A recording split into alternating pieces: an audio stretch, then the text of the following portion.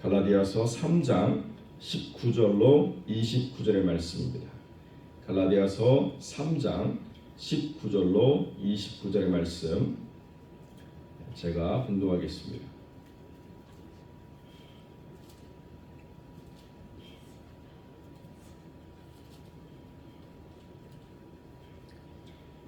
그런즉 율법은 무엇이냐? 범법함을 인하여 더한 것이라. 천사들로 말미암아 중보의 손을 빌어 베푸신 것인데 약속하신 자손이 오시기까지 있을 것이라. 중보는 한편만 위한 자가 아니니 오직 하나님은 하나이시니라. 그러면 율법이 하나님의 약속들을 거스리느냐? 결코 그럴 수 없느니라. 만일 능히 살게 하는 율법을 주셨다면 의가 반드시 율법으로 말미암았으리라. 그러나 성경이 모든 것을 죄 아래 가두었으니 이는 예수 그리스도를 믿음으로 말미암은 약속을 믿는 자들에게 주려 함이니라. 믿음이 오기 전에 우리가 율법 아래 매인받고 계시된 믿음의 때까지 갇혔느니라. 이같이 율법이 우리를 그리스도에게로 인도하는 몽학 선생이 되어 우리로 하여금 믿음으로 말미암아 의롭다함을 얻게 하려 함이니라. 믿음이 온 후로는 우리가 몽학 선생 아래 있지 아니하도다. 너희가 다 믿음으로 말미암아 그리스도 예수 안에서 하나님의 아들이 되었으니 누구든지 그리스도와 합하여 세례를 받은 자는 그리스도로 옷 입었느니라. 너희는 유대인이나 헬라인이나 종이나 자주자나 남자나 여자 없이 다 그리스도 예수 안에서 하나이니라. 너희가 그리스도께 속한 자면 아브라함의 자손이요 약속대로 유업을 이을 자니라. 아멘. 본문의 말씀을 가지고 그리스도께로 인도하는 법이라는 제목의 말씀을 함께 나누겠습니다. 우리가 신앙 안에서 가장 중요한 것이 새 사람으로서 주신 하나님 안에 성령의 법이 있죠. 하나님을 사랑하고 이웃을 사랑하는 것이 그 율법 안에 있었던 기능이었지만은 그 본질적인 기능을 우리가 행할 수 없어서 늘 회개하고 또 짐승의 피를 잡아서 우리의 죄값을 대신하던 그런 율법의 모든 삶에서 주님께서 대속제물이 되심으로 말미암아 하나님을 사랑하고 이웃을 사랑하는 온전한 그 성령의 법을 우리가 실행하며 살아가는 그런 삶으로 바뀌게 되었다.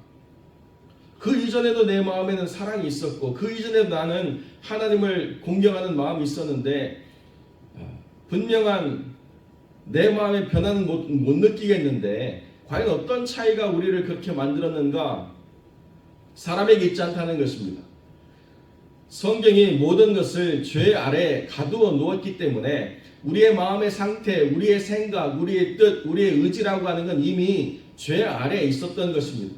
그러나 이것이 하나님 안에서 연락될 수 있는 중요한 이유는 뭐냐? 예수 그리스도께서 우리를 위하여 희생제물이 되셔가지고 우리를 하나님의 거룩한 자녀도 되도록 우리를 바꾸고 변화시켰기 때문에 이것이 하나님 안에서의 우리의 변화라는 것입니다. 우리의 인식으로 또는 마음으로 어떤 자각을 느끼는 변화 이전에 하나님 안에서 우리의 법적인 상태가 변화가 되었다는 거죠. 그래서 우리가 하나님 안에서 하나님의 자녀가 되고 또 하나님 안에서 하나가 되고 하나님 안에서 아브라함의 유업을 잇는 하나님의 사람으로 바뀌고 변화될 수 있었다라고 하는 것이 사도 바울이 우리에게 가르쳐주는 중요한 복음의 가치입니다. 자, 그러면 우리가 생각해야 될 게 첫 번째로 마음대로 믿어도 되느냐? 이게 사람들의 생각이죠. 왜 내가 내 마음대로 못 믿고 어떤 가치와 기준을 따라서 믿어야 되느냐라고 질문하게 되는 것입니다. 제가 오기 전에 있었던 지역에서는 여러 교단들이 속한 교회에서 연합으로 사역을 많이 했습니다. 침례교단, 감리교단, 순복음교단, 성결교단, 또 통합측, 합동측 여러 교단들이 모여가지고 연합 부흥회도 하고 또 여러 가지 행사들을 많이 했는데요. 그러다 보면 이제 부딪히는 문제들이 있습니다. 침례교회에서 우리가 연합집회를 하면 신앙 고백을 잘 안 하려고 해요. 침례교회 분들은 신앙 고백을 교회 공동체 모임에서 고백하지 않는 그런 전통이 있습니다. 그러면서 저한테 반문하세요. 아니 왜 남이 가르쳐준 믿음의 고백을 네가 하고 있느냐? 너는 너의 고백을 하나님께 드려야 되지 않느냐? 멋있죠? 굉장히 맞는 얘기 같아요. 아니 남이 가르쳐준 고백, 내가 만난 하나님에 대한 고백이 아니라 남이 가르쳐준 고백을 왜 네가 읊조리느냐? 한편으로 들으면 굉장히 도전이 돼요. 그렇지. 내가 만난 하나님에 대한 고백이 내가 있어야지. 여러분 그거 맞습니까? 예, 맞기도 하고 틀리기도 합니다. 왜 그런가? 내가 내 개인의 신앙 안에 있을 때는 내 고백이 있어야 돼요. 남이 가르쳐준 고백은 아무런 의미가 없습니다. 그러나 우리가 교회로 모일 때는 공통된 신앙의 고백 아래에 있어야 돼요. 내가 어디 하늘에서 뚝 떨어진 존재가 아니고 하나님이 믿음의 유전을 따라 계속 세워준 거룩한 신앙의 유산을 물려받은 우리 신앙의 공동체 안에 있기 때문에 우리가 왜 주의 몸된 교회로 모였는가에 대한 동일한 신앙의 고백이 있어야 됩니다. 그 동일한 신앙의 고백이 뭐예요? 나는 아버지 하나님을 믿는다. 나는 성자 예수님을 믿는다. 나는 성령 하나님을 믿는다라고 하는 하나님에 대한 동일한 신앙의 고백이 있어야 우리가 하나 된 주의 몸된 교회지. 나는 내 믿음 지키리니 나는 내 신앙 고백으로 나 혼자 서리라. 그 교회가 아니라는 거예요. 우리가 지난 주일날 암송 구절이 뭡니까? 적어도 교회로 모이기 위해서는 두세 사람이 내 이름으로 모여야 나도 그들 중에 있다라고 주님 말씀하잖아요. 혼자 믿는 것도 물론 잘 믿어야 되지만 교회를 믿을 때도 동일한 신앙의 고백이 있어야 됩니다. 기준이 있어야 된다는 거죠. 그러니까 그 기준을 우리가 가르쳐 주기 위한 체계들이 있어야 돼요. 그래서 그것이 우리를 바꾸고 변화시키는 것은 아니지만 그것이 나를 지키고 교회를 지켜서 나로 말미암아 그리스도를 더 잘 따르도록 하는 기준이 된다는 것입니다. 그러니까 24절에 뭐라고 되어 있어요? 이같이 율법이 우리를 그리스도에게로 인도하는 몽학선생, 가정교사가 되어서 우리로 하여금 믿음으로 말미암아 의롭다함을 얻게 하려 함이다라고 분명히 가르쳐주고 있습니다. 그러니까 율법 자체가 우리를 의롭게 하는 기능, 율법 자체를 완수함으로 하나님 앞에서 의롭게 하는 기능은 없지만 그 율법이 계속 우리를 예수님을 어떻게 잘 믿어야 되는가를 가르쳐주는 그런 기능으로 여전히 작용하고 있습니다. 왜 그렇습니까? 우리가 구원받았지만 이미 하나님의 백성이 되었지만 아직 온전히 하나님 나라에 간 것이 아니고 우리가 의로운 하나님의 사람으로 있지만 죄와 사망의 법이 여전히 우리 안에서 우리 육체를 따라 우리에게 영향을 미치고 있기 때문에 이 모든 것을 다스리고 그리스도께로 더 온전히 나아가기 위해서는 법의 기능이 있어야 된다. 공통되게 다스려야 될 기능이 있어야 된다. 이것을 우리가 분명히 가르쳐주고 있습니다. 그러다 보니까 두 가지 오류가 발생을 해요. 하나는 안식교의 오류입니다. 안식교 오류가 뭐냐? 완전 성화를 여기서 완수해내야 된다는 거예요. 우리가 육체 안에 있을 때 완벽하게 성화되어 가지고 그리스도께로 인도하는 모든 법을 완벽히 지키지 않으면 하나님 앞에 갔을 때 조사 심판을 받아 가지고 그 법의 기능에 모자란 것들은 막 혼난대요. 어떻게 혼날지는 모르겠지만 하나님이 몽둥이로 때리실 건지 아니면 뭐 어떻게 하실 건지 모르겠지만 조사 심판의 교리가 있어서 완벽하게 성취해내지 못하면 혼난다, 이런 전제를 가지고 있어요. 물론 안식교에 많은 교리들이 우리가 동의하지 않는 것들이 있기 때문에 우리가 안식교를 개혁교회 안에서 받아주지 않죠. 그래서 안식교의 문제는 뭐냐? 법을 완벽하게 지켜야 된다는 거예요. 그런데 안식교가 아닌데도 그렇게 신앙생활을 하려고 하는 분들이 있기 때문에 우리가 방종해서는 안 되지만 법을 완수할 수 있는 존재로 지금 있는 것이 아니다. 그러니까 그 율법의 행위를 온전하게 하려 하기보다 그 율법이 말하고자 했던 핵심 가치를 따라 사는 삶, 그리고 부족한 것들을 성령께 도우심을 간구하고 하나님 안에서 우리가 늘 변화되고 새롭게 나아가는 삶이 필요하다는 것입니다. 우리는 완벽하지 않지만 그러나 하나님의 말씀을 지키려고 하는 삶의 태도는 일관되게 지켜나가야 된다. 뭐가 모자라서 그런 게 아니고 이게 정확한 우리의 가치라는 것입니다. 그런데 기쁜 소식 선교회라는 이단이 등장해가지고 법이 완벽하게 폐기됐다는 거예요. 예수 그리스도 안에서 과거의 죄와 현재의 죄와 미래의 죄가 다 해결됐기 때문에 아무리 죄를 지어도 아무리 잘못된 짓을 해도 회개할 것이 없다는 거예요. 잘못되지 않는다는 거예요. 와, 그럼 얼마나 우리가 해방감이 느낍니까? 야, 무슨 잘못을 해도 하나님 앞에 용서받을 것이 이제는 없구나. 예수 그리스도께서 십자가의 죽으심으로 과거와 현재와 미래의 모든 죄가 다 해방이 됐구나. 여러분, 이것이 우리를 자유케 합니까? 우리를 자유케 하는 게 아니죠.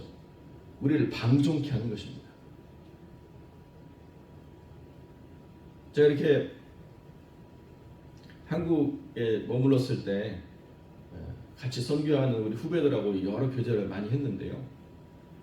지금 한국에 일어나고 있는 가장 큰 문제가 뭐냐? 그 청년들이 NGO, 그러니까 비영리 단체를 만들어 가지고 해외에 많은 어떤 사회봉사를 참여하도록 하는 그런 단체들이 막 생겼는데 상당히 많은 그 NGO 단체가 이단들이 만들어낸 단체라는 거예요. 정부 돈을 타다가 청년들을 꼬여가지고 해외에 나가서 봉사하게 하는데 거기서 배우는 모든 것이 다 이단의 교리라는 것입니다. 그러니까 청년들이 해외 나가서 봉사하는 어떤 경력을 쌓으려고 갔다가 이단의 교리에 심취돼가지고 돌아오는 경향이 있는데 그 중에서 가장 영향력을 많이 발휘하고 있는 게 기쁜 소식 선교회라고 하는 이단이라는 것입니다. 우리는 지금 잘 못 느끼고 있지만 특히 우리 화평교회 성도들은 신앙 안에서 잘 계시니까 도대체 이단이 어디 있는지 못 느끼실 수 있지만 한국도 그렇고 LA도 그렇고 뉴욕도 그렇고 제가 알기로 조지아도 꽤나 많은 이단이 들어와서 활동하고 있을 거라고 저는 분명히 생각하고 있습니다. 그러니까 우리가 신앙 안에서 하나님을 따르는 거룩한 삶을 잘 추구해야 되지만 분별을 해야 돼요.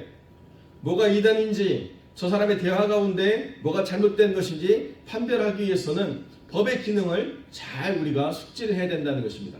우리는 무엇을 믿고 있는가? 우리는 무엇을 따르고 우리는 어떻게 주님을 믿는 공동체 안에서 어떠한 삶의 기준을 가지고 믿음을 지켜가고 있는가를 잘 살피지 않으면 믿음 좋다는 사람 들어와 가지고 교회를 분란케 하고 믿음 좋다는 사람이 교회를 아주 그냥 크게 상처 있게 하고 사람들을 끌고 나가는 일도 있고 심지어는 신실한 목사님을 쫓아내고 이단 목사님을 데려와 가지고 교회를 통으로 이단으로 만드는 그런 전략을 당하는 일들이 있다는 것입니다. 그런 어떤 그 우리의 중요한 기준들을 우리가 잘 살펴야 된다는 거예요. 그래서 이제 우리가 신앙생활 하면서 앞으로도 저와 성도들이 함께 나눠야 될 중요한 부분이 뭐냐? 그저 은혜 받고 그저 기쁘고 그저 감사한 것으로 그치는 게 아니라 체계적으로 신앙을 잘 세워가는 것, 이것이 필요하다는 것입니다. 바르게 세워야 바르게 사람들을 또 인도할 수 있습니다. 감사하게도 지금 하나님이 귀한 영혼들을 우리에게 맡겨주고 계시잖아요. 그래서 그렇기 때문에 우리는 무엇을 믿는가라고 하는 것을 더 잘 우리가 함께 공유하고 그분들이 우리 교회에 오셨을 때 이 교회는 이러한 질서와 체계를 따라서 하나님을 잘 믿어가는 그런 아름다운 교회 공동체구나라고 하는 것을 보고 배울 수 있도록 해줘야 될 거룩한 의무가 있다는 것입니다. 사랑하는 성도 여러분, 우리는 하나님 안에서 하나된 백성들입니다. 그러나 각자의 생각대로는 하나 될 수가 없다는 것입니다. 헬라인이나 유대인이나 종이나 자주자나 남자나 여자나 다 제한 없이 그리스도 안에서 하나 될 수 있는 믿음의 법을 우리가 가지고 있는데 그렇게 우리를 인도하는 중요한 기능이 어디에 있느냐? 법이라고 하는 가정교사가 있어야 질서가 잡히고 하나가 될 수 있다는 거예요. 자기 생각대로는 되어지지 않는다는 것입니다. 우리가 하나님의 아들이 되기 위한 거룩한 가치를 세워나가기 위해서는 그 뜻 아래 우리의 모든 삶들을 바르게 세워가야 한다라고 성경이 우리에게 가르쳐주고 있다는 것입니다. 우리는 개혁교회라고 하는 신앙 아래 있습니다. 개혁교회라고 하는 신앙은 무엇이냐? 루터와 켈빈을 통해서 전달된 종교개혁 이후에 귀중한 믿음의 가치들, 믿음으로 말미암아 구원을 얻는다라고 하는 소중한 가치를 우리가 갖고 있는 거예요. 그래서 천주교회와 개혁교회의 가장 큰 차이가 어디에 있느냐? 우리 개혁교회는요, 교회의 중요한 정체성이 성도에게 있습니다. 두세 사람이 모인 곳, 그게 교회예요. 그러니까 제가 여기 혼자서 목사라고 있어도 교회가 아니에요. 이렇게 성도분들이 줌으로 또 현재 예배당에 나와서 함께 예배를 드려야 이게 교회가 되는 것입니다. 천주교회는요, 교회의 정체성이 어디 있느냐? 신부에게 있어요. 아무리 많은 사람들이 있어도 신부가 없으면 교회가 아니에요. 신부가 있어야 교회예요. 큰 차이가 있습니다. 또 성경과 전통이 동등한 가치에 있어요. 그게 천주교입니다. 우리는 모든 권위를 성경에만 두게 돼 있어요. 오직 성경. 이것이 우리가 믿는 바고, 행위가 아무리 뛰어나도 그걸 받을 수 있는 근거가 어디에 있느냐? 오직 믿음 안에서만 주님이 받으신다는 거예요. 중요한 가치들이 있기 때문에 이 가치들을 우리가 잘 세워가야 된다는 거죠. 그들이 그 가치를 세우기 위해서 생명을 걸었습니다.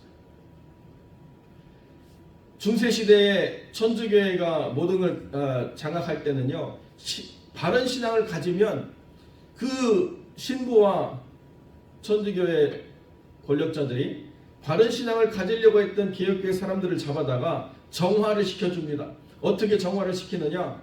큰 틀에 묶고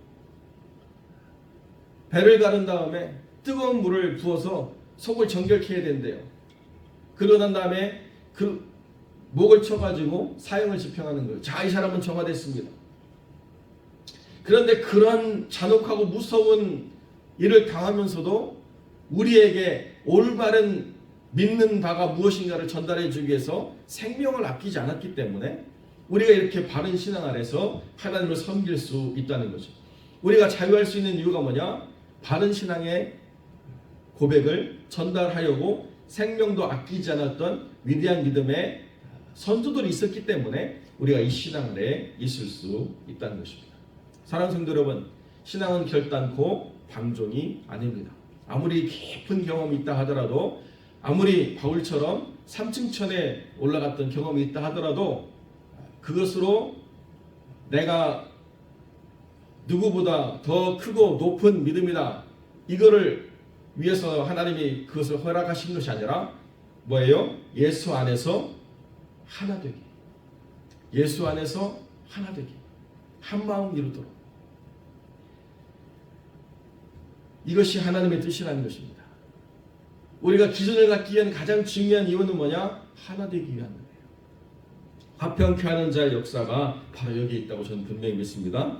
그리스도께 인도해서 내 사람 만들고 그리스도께 인도해서 내가 힘을 갖고, 이게 아니고 그리스도께 인도하는 족족, 남자나 여자나 헬라인이나 유대인이나 다 하나님 안에서, 예수 그리스도 안에서 하나 되게 하는 역사가 있도록 하는 것, 이것이 법과 기준의 그 원칙 아래서 예수 그리스도를 따르는 교회의 가치라는 사실, 이 아침 우리 기억하고 하나님 말씀 아래서 분별하게 하시고 하나 되게 하시고 올바르게 성도들을 이끌 수 있는 바른 기준을 우리에게 명확하게 전달해 주셨사오니 이것을 붙잡고 교회가 하나 될 수 있도록, 온전할 수 있도록 은혜를 베풀어 주시옵소서. 여러분, 이게 세워지지 않으면요, 교회는 계속 목소리 큰 사람 얘기 들어야 되고, 힘센 사람이 흔든 그 흔들림에 교회가 흔들려야 되고, 어지러울 수밖에 없어요. 교회는 하나 되게 하는 법을 따라 한 마음 되는 것이 교회지, 누가 옳다라고 하는 논리 가운데서 어떤 힘센 사람이 그 힘을 가지고 자기의 능력을 과시하는 것 따라서 흔들리지 않는 일들을 우리가 분명히 이뤄내야 되겠죠. 오늘 이 아침에 교회가 하나 되게 하시옵소서. 법과 기준에 순전하게 하시옵소서. 성령의 법으로 살아나게 하시옵소서. 함께 기도하는 시간 갖겠습니다. 우리 함께 기도드립니다.